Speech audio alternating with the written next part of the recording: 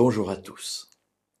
Dans le monde occidental où nous vivons, il est souvent difficile d'accueillir chez soi des membres de notre famille qui sont dans les difficultés.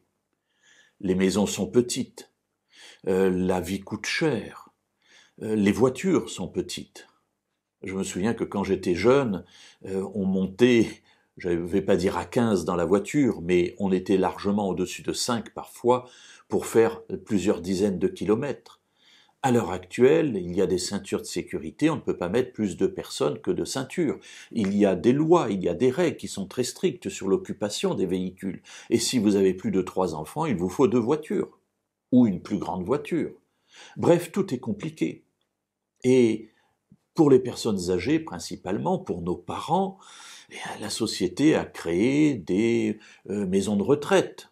Alors on est content de les avoir parce qu'on peut ainsi les savoir en sécurité, être nourris, logés dans des conditions dignes. Malheureusement, dans la réalité, ça n'est pas toujours le cas.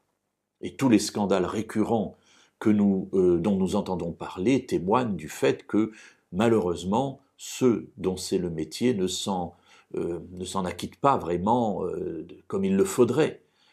Et parfois, ces personnes vivent dans des conditions, ces personnes âgées vivent dans des conditions effroyables. Alors prendre soin de nos parents, prendre soin de nos familles, prendre soin de nos frères et sœurs est complexe dans nos sociétés. Pour autant, est-ce que cela nous affranchit de ce devoir? Je ne le crois pas. Et il me semble que la parole de Dieu tout entière attire notre attention sur notre devoir vis-à-vis de nos proches. Alors je tire cela particulièrement d'un passage de la vie de Joseph. Vous savez que Joseph a été persécuté par ses frères qui l'ont vendu comme esclave, et puis Joseph est devenu le numéro 1 après Pharaon dans la terre d'Égypte.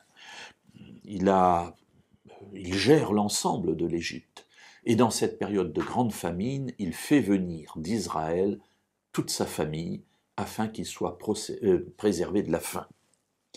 Dans le chapitre 47, au verset 12, voilà ce qu'il est dit.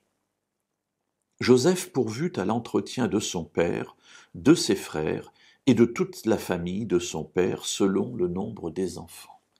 Alors vous me direz, il avait les moyens. Oui, vous avez raison. C'est beaucoup plus facile de faire cela quand on a des moyens que quand on n'en a pas.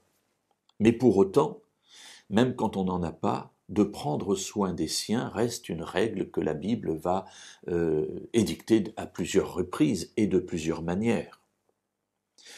Nous sommes dans une société, oui, qui est difficile, et parfois dans d'autres sociétés qui ont moins de moyens, c'est plus facile, paradoxalement, mais pour autant, la Bible nous encourage, nous demande, et c'est même une loi, et même une règle que la Bible a édictée, de prendre soin de nos familles.